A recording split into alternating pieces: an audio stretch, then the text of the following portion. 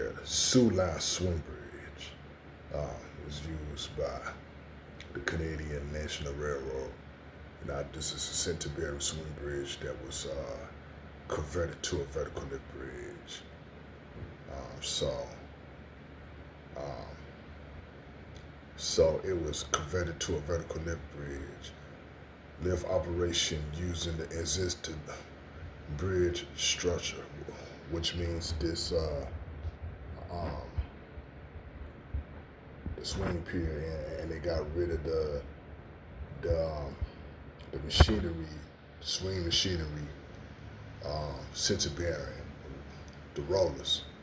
It's a deck girder swing, the separated listing for this, and you know, and it was converted to a vertical lift bridge operation, and so. Um, and it was used by the